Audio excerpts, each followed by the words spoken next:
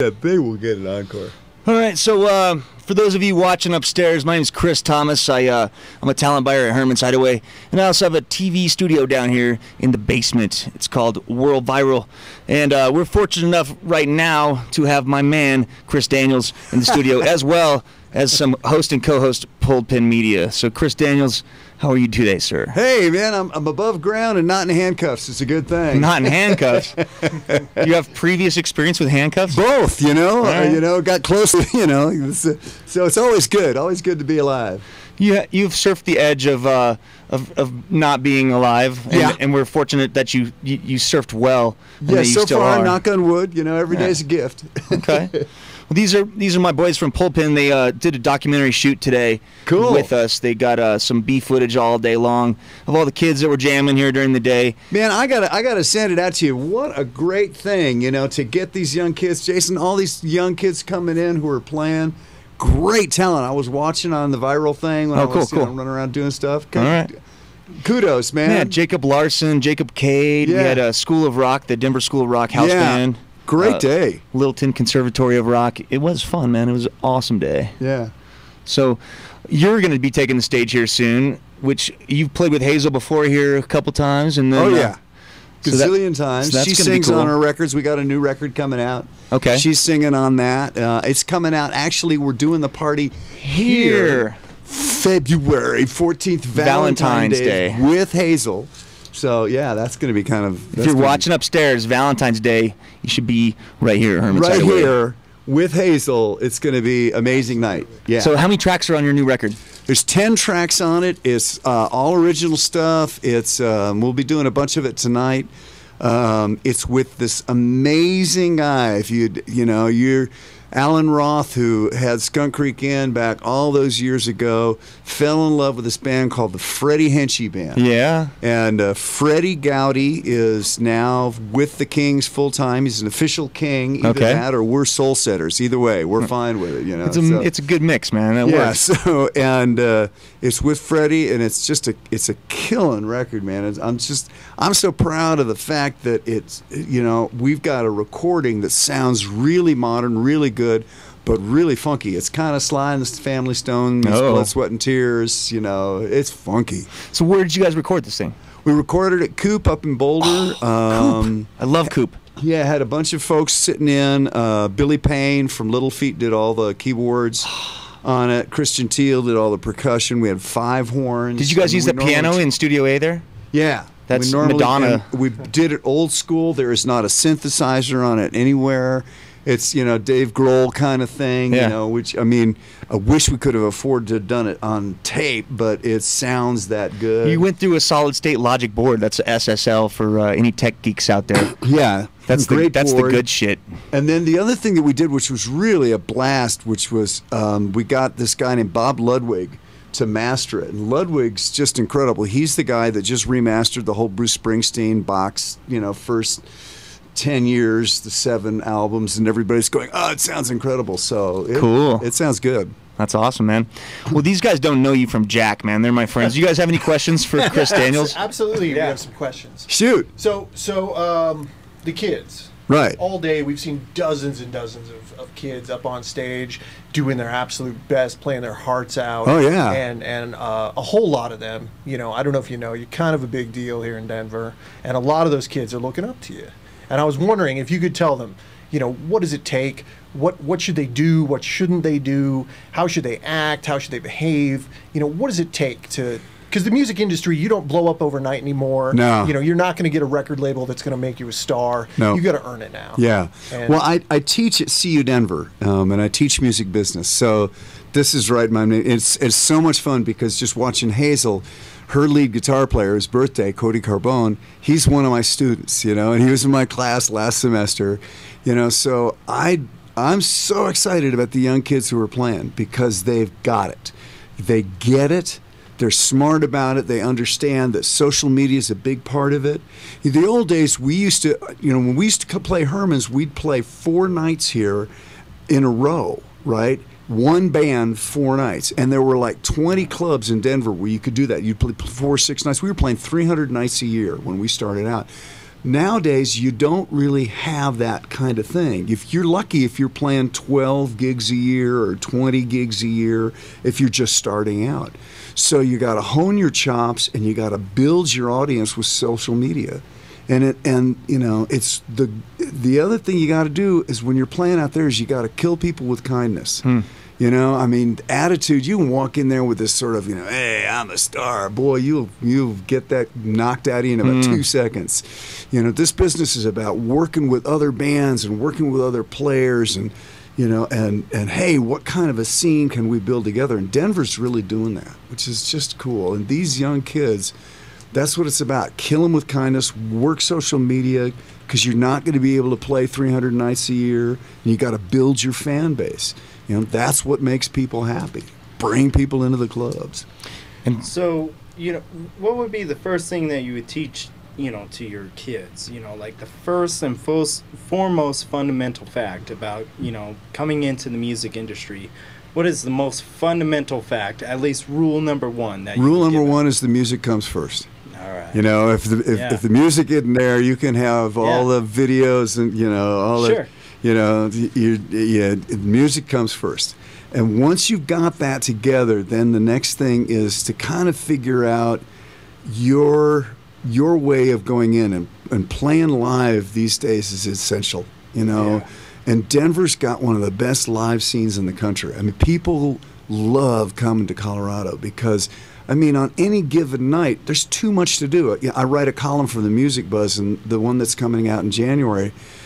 I mean, there's so many venues, and if you're doing bluegrass, you've got Swallow Hill, and if you've got, you know, I mean, Chris, and God, what you book here is such a wide, really cool variety of stuff. So one of the things that I tell my kids is do some research. You know, go to the Music Buzz, get online. You know, look at who's playing Swallow Hill. If you're a metal band, you're not going to play Swallow Hill. You know, and I have kids come to. I got a letter today. People always write me and say, "Hey, dude, so like, how do I get onto Route 40 Music Festival?" And I'm going, "Okay, this year it's not happening.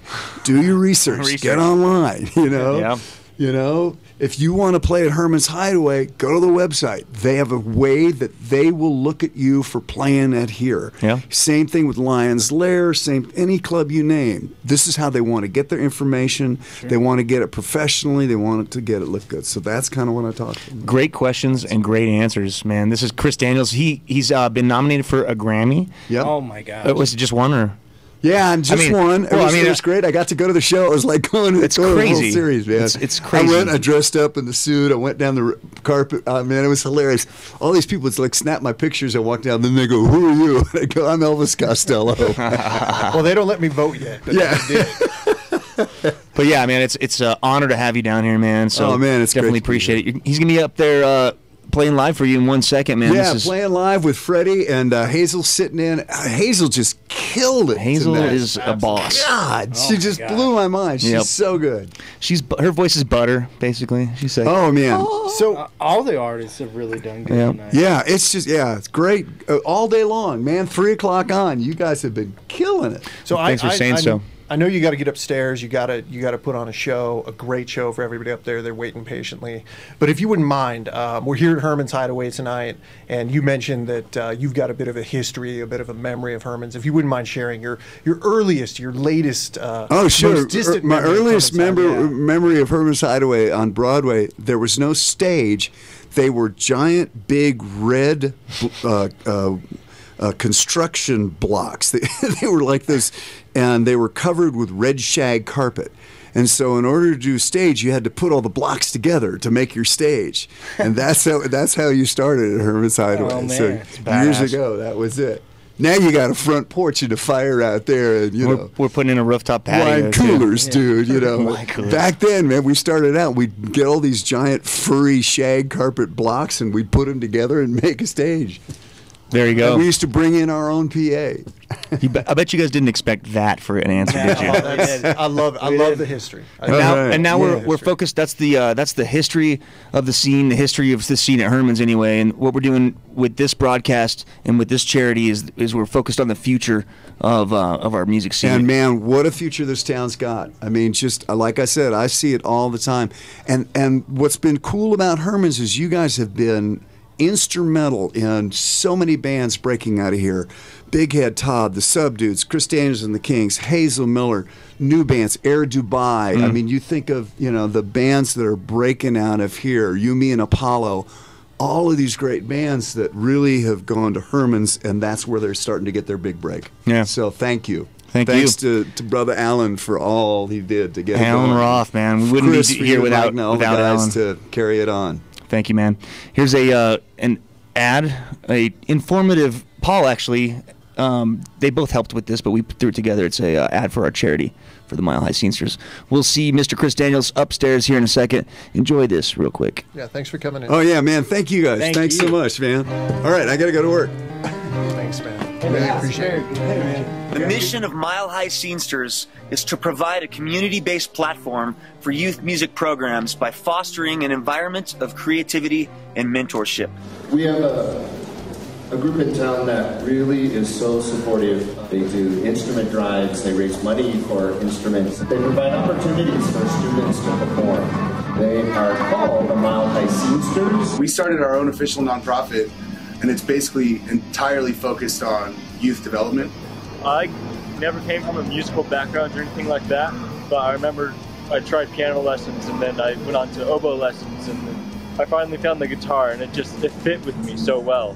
And I've just learned to love it, and it's something I do every day. We are the Mile High Scenesters. We're a non-profit organization with our partner organization Optimist Youth. We support youth musicians and school music programs. I actually started music about 7 years ago in orchestra, and ever since then I've been interested in the guitar, and started about 5 years ago. And it's always been basically, like Kate said, my outlet, and there's really nothing else I can take my energy out on. I'm a teacher, and so I've seen a lot of how music has benefited my students, especially the kids who struggle in school. Right. That's huge, and they need to have those opportunities. It's a way for us to get our youth to, kind of a mentoring sort of position where we can keep them interested and involved and bring the next generation into our fold, so to speak. We've been doing a quarterly event series that's family-friendly, all-age events at Herman's Hideaway. Getting kids up on a big stage, letting them see what that's like. We also have a singer-songwriter series for elementary school students, and an ongoing musical instrument drive. We recently donated quite a few instruments to DPS. We also raised over $3,000 at our last event in December, and those funds have been designated for Denver Public School music programs. There was no program like this available. I mean, if I had the opportunity to play on the stage at Herman's Hideaway when I was 12 years old, 13 years old, my life path would have been completely different. Imagine having those 11 years of growth underneath your feet, but also with positive adult role models that'll guide you through the process. Check us out at milehighscenesters.org or contact us at milehighscenesters@gmail.com. We'd love to hear from you.